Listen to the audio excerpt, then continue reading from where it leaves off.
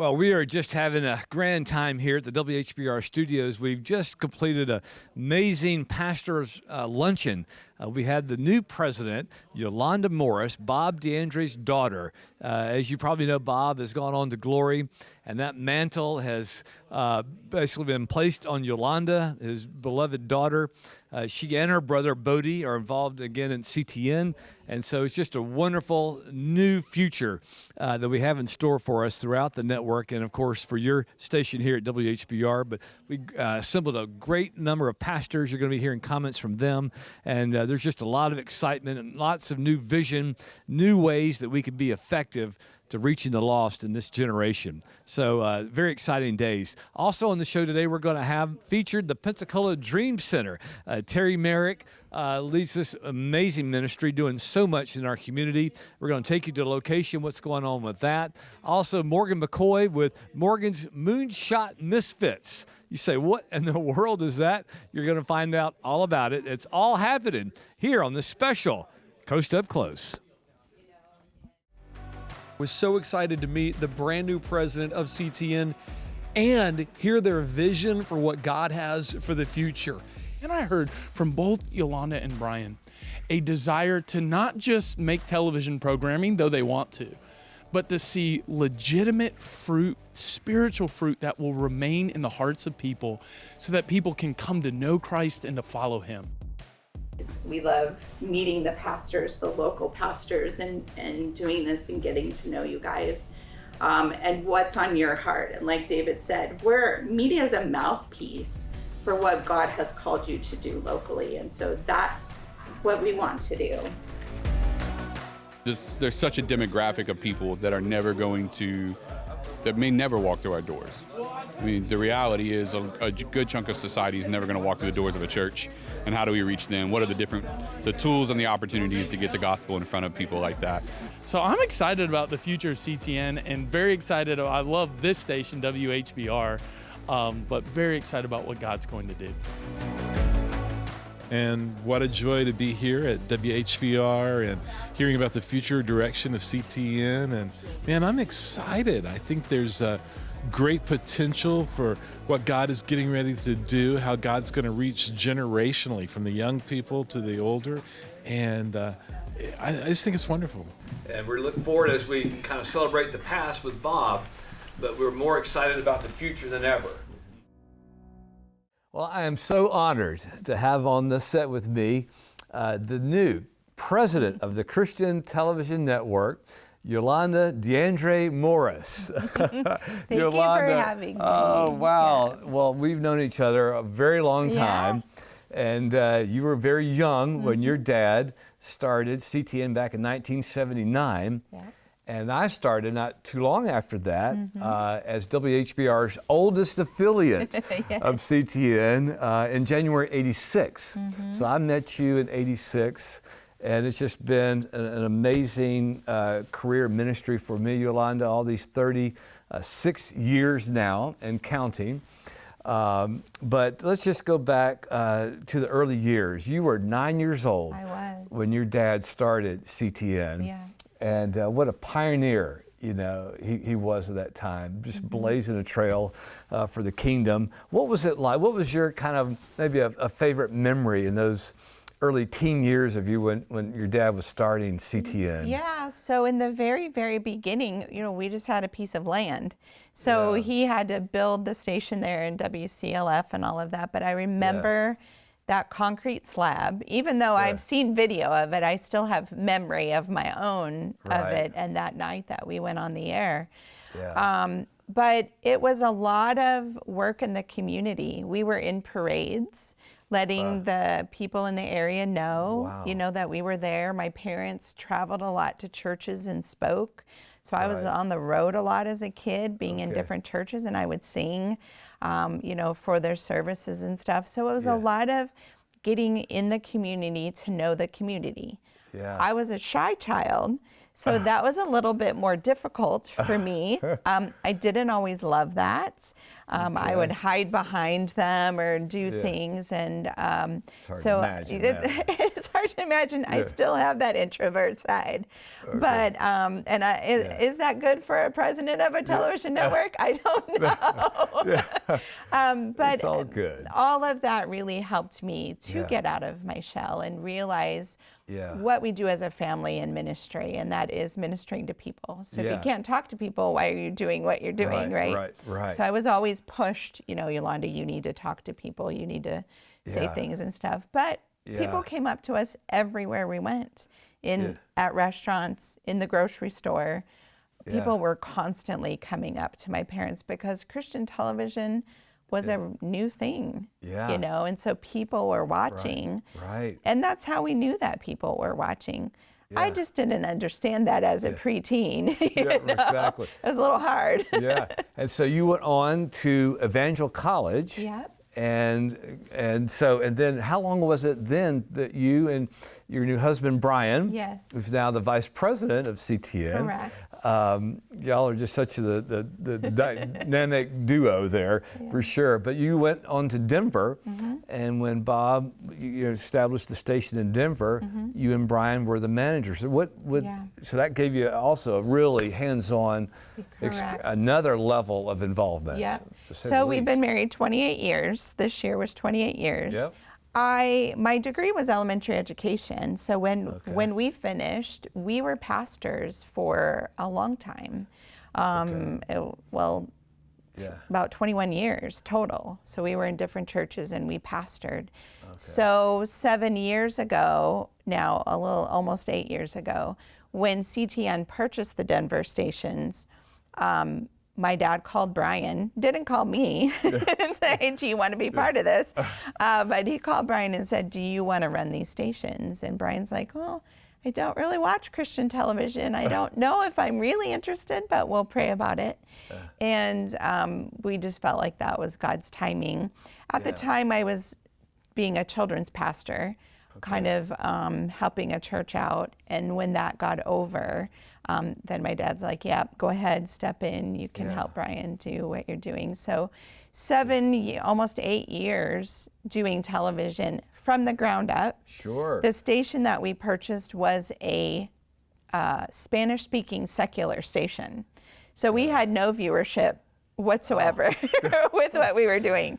So we built it from the ground up. We do understand the hard work that it takes. Yes. And we have a huge DMA. We have 3 towers in Colorado.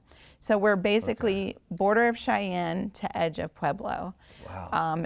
So it was a Huge huge footprint that we really had to grasp and get a hold of, you know. And then, of course, came a very sad, unfortunate event earlier, when your dad went on ahead of us. Yes, he did. Joined your mother, your beloved mom. Yeah. And, of course, we'll see them both sooner than we blink of an eye, and we're with them. But now you and your brother, Bodie, now Bodie has his hands full managing the flagship station there in Clearwater. Yeah. Taking over for your dad there in that big role.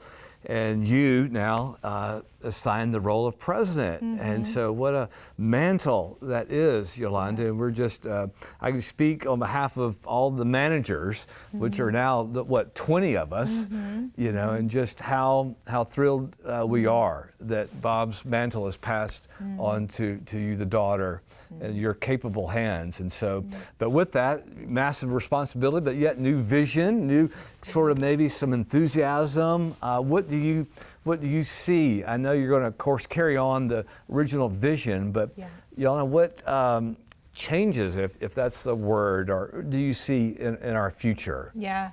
So yes, it's always going to be about souls. Yes, right? If you ask my dad, why did he do this? He would get tears in his eyes, and it's about souls. Yes. And so it will always be about souls. It will always be about salvations and discipleship and those kinds of things.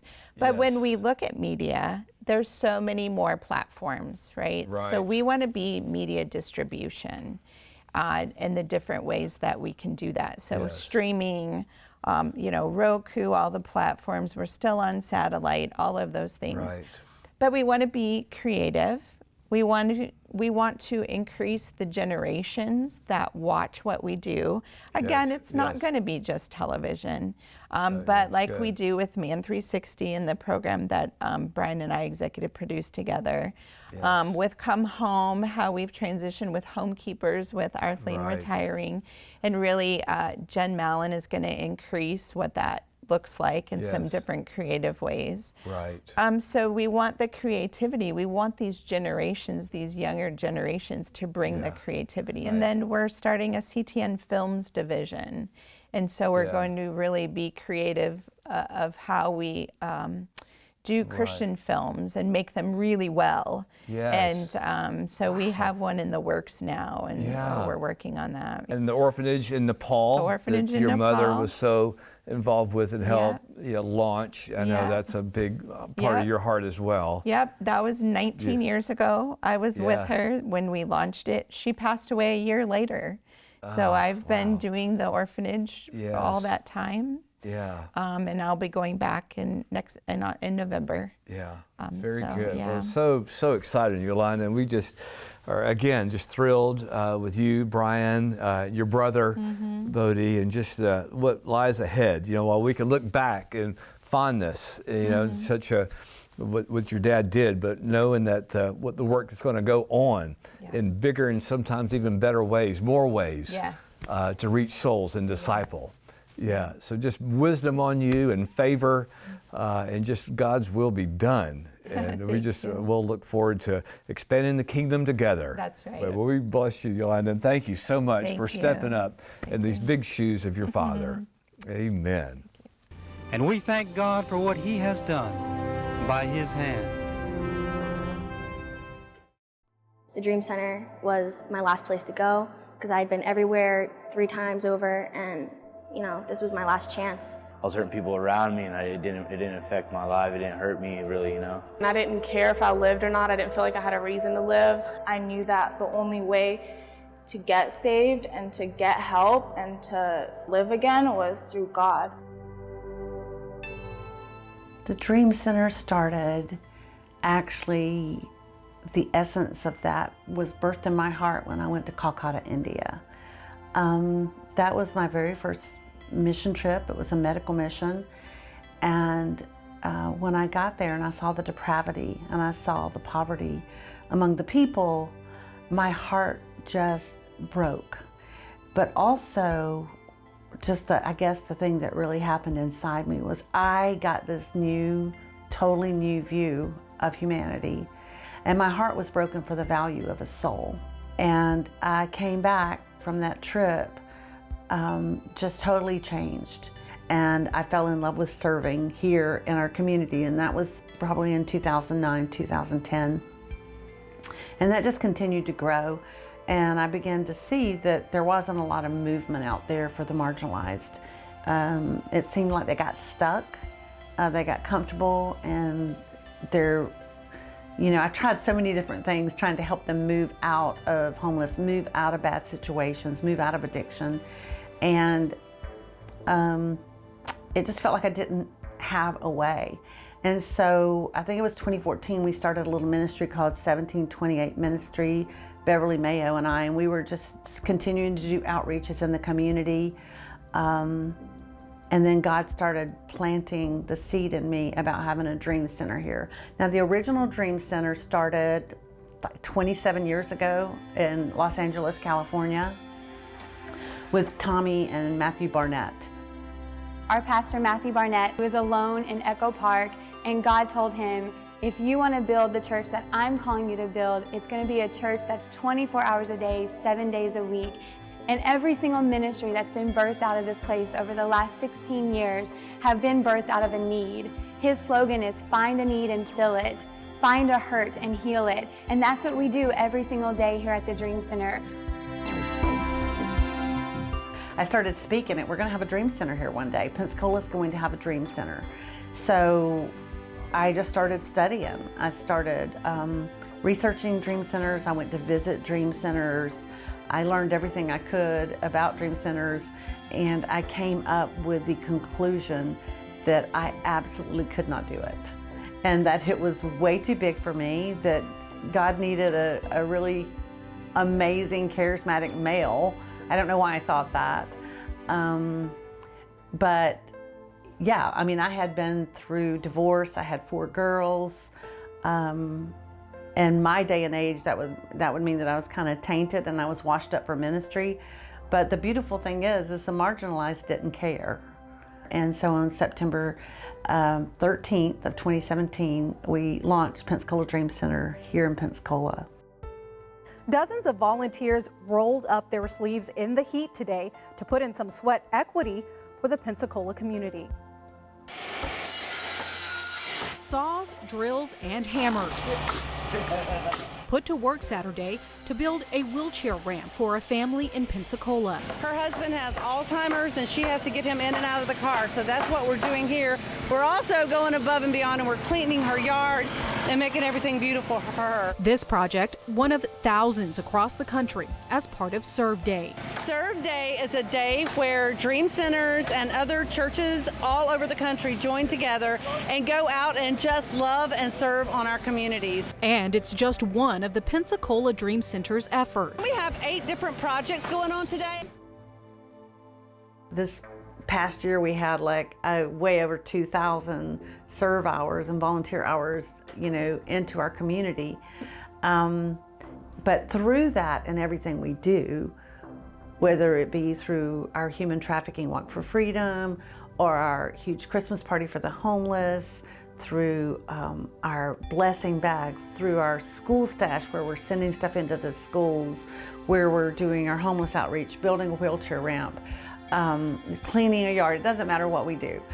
We try to leak Jesus into every single part of that.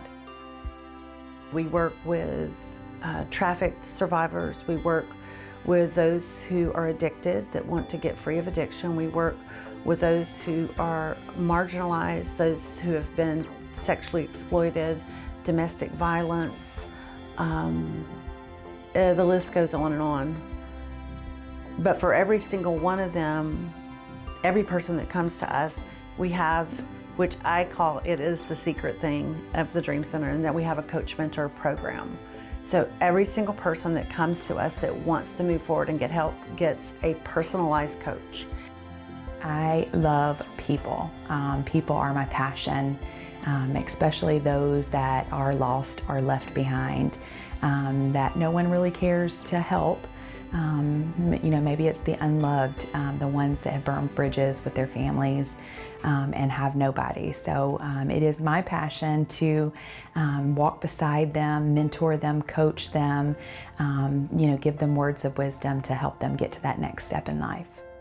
Dream Center paired me up with a coach. Her name is Karina, and she's awesome. We get along great. I can remember the first day that we met, and it was like we just clicked right then. And she's been in my life now for over a year. I can trust her with anything that I say and know that it doesn't go anywhere. And if I, you know, just need a shoulder, she's there. So even when we have people that come in for help, we don't do what you call intake or assessments, we do profiles. We listen to their story. Terry and her husband Stu picked me up from the hospital, and we went around to several different places to get me somewhere to stay. And I'll never forget, everyone was turning me down. So I was really scared. I was like really scared that I was gonna have to go back to the streets because there was nobody taking me because of COVID. And so that's when I looked at Terry and I said, I don't wanna go back. And she told me I didn't have to, that she was gonna take me home with her. And she, right then when Terry told me that I did not have to go back to the streets, that she was gonna make sure I never had to go back, that is when hope was birthed in me. I just knew then that I was going to be okay for the rest of my life. We talk to them about their dreams. We look at the way that they're wired, and We tell them that God created them for a reason and there was a purpose for them being here on this earth. And so everything we do with the people that come to us is revolved around trying to get them to that purpose. Our greatest goal in all of this is for them to come into a full-on relationship with Jesus. But the way that happens is for them to be in the atmosphere, to get them in an atmosphere where they can encounter God and then allow God to do the work. I really feel like that we, as believers, and we are a faith-based organization, the Dream Center is, I feel like we carry the hope. And there's just a lot of hopelessness out there. Hope was birthed when I came to Dream Center in Pensacola, Florida. It felt like I was actually able to get somewhere, to go somewhere. There was hope that my life was going to change. Now my life is God, Jesus, and God gets the glory. We're constantly trying to get hope birthed inside of them that there could be a different future. And if that hope is ever birthed, then we just fan it. And we fan it with life-giving words and the Word of God. We're constantly speaking life into them and pointing them back to what does God say, what is God saying to you, and then we're also pointing them to the Word of God, which is the handbook for life. It's a journey. Maybe people aren't called to invest in the marginalized. Maybe they don't feel they're called to walk with somebody who is addicted or somebody who's extremely poor. But if you look around you, no matter where you are, where you work, in your sphere, there is somebody around you that is marginalized, somebody that either doesn't have anybody to eat lunch with or somebody that's struggling. There's always somebody that you can invest in. And I just believe everybody needs to be investing in somebody. And that is the thing that's not only going to change our community, it can change the world.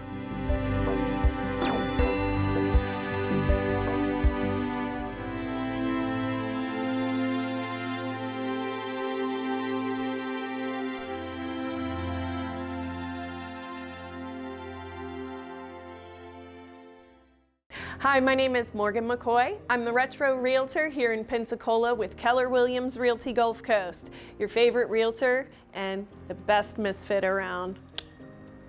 My mission is to bring together a network of professionals and resources and nonprofits to help women who are coming from sex trafficking, battered homes, drug addiction, and homelessness.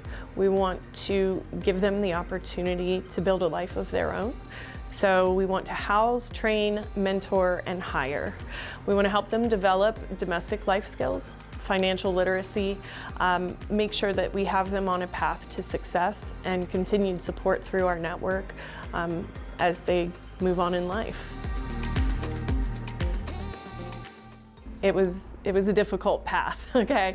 I was definitely addicted, but especially by the time I was, 18, 19 years old, going into my real life.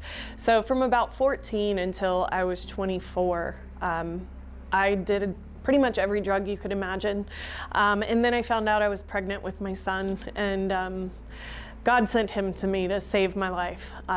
He changed everything. I started to straighten everything up. I got clean, and I decided I'd go back to school because I wanted to be a good example for him. I wanted to be a role model that he could be proud of. So I went back to school and I got my degree. I started going to church. I got saved, and slowly I've been building my life, and then we ended up moving here, and basically I became a realtor, and God gave me a dream. I've always had a heart for the homeless and for the broken. I ended up hearing about a Secret Place home.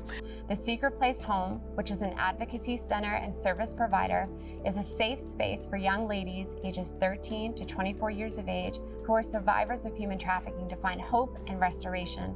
That opened my eyes to that. And so then God was saying to me, we need to be able to bring people together. And if you can be redeemed, then let's redeem others. So this dream just sort of came about, and that I was supposed to build a network of people and professionals that we can rely on and come to for resources, set an example for the women that have been suffering their whole lives. The Misfits Moonshot mission is we want to bring a network of professionals and our local nonprofits together.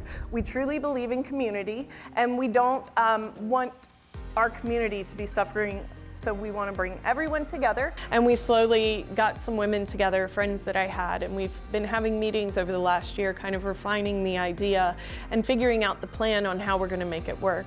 And then I was invited to Encounter for a business luncheon, and I met Pastor Gary, and we started talking. We went out to lunch, and I told him about our mission. And I mean, here I am now. This is now where we're going to hold our networking meetings, and we want to bring in all the professionals, and especially the nonprofits that are local. A lot of them don't communicate, so having a monthly networking meeting for them to be able to come in and say, these are our needs, let's combine resources. We'll fill those needs of yours, you fill these needs of ours. Let's all work together and help more people than we can do alone.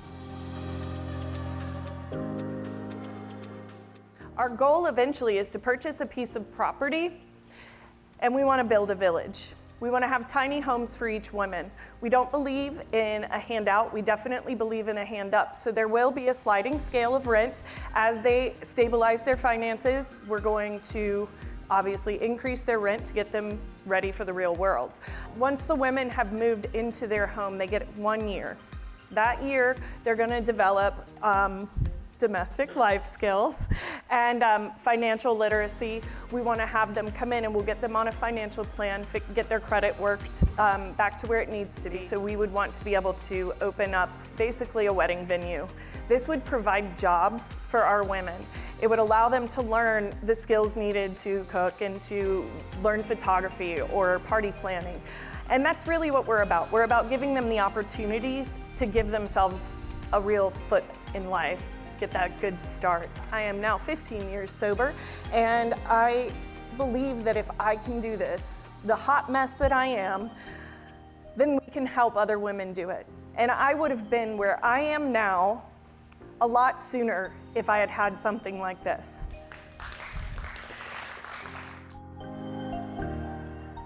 Well, we're going to close out this special Coast Up Close. Just hosted a wonderful pastor's luncheon with the new CTN president, Yolanda Morris, Bob DeAndre's daughter. We're just so proud that mantle is staying in the DeAndre family. Yolanda's just doing a great job. She and her husband, Brian, her brother, Bodie, also all involved in the ministry of CTN going forward, and just a lot of excitement about what's in store for the increase the kingdom here through CTN, and you are a part of that for sure. I also want to thank Terry and the Pensacola Dream Center for the great work and the difference that that Dream Center is making in our community. We just bless them with favor and provision and everything they need to accomplish that great purpose. And of course, Morgan McCoy and her initiative to provide a homeless shelter for those coming out of trafficking, etc. There's just so much that we can get behind and pray, and we can do our part. If we're not on the front lines, we can help support those that are out there on the front lines, so we can be honored to do that as well. Listen, be blessed, have a great week, and we'll see you next time right here somewhere along the Gulf Coast, having a good time in Him.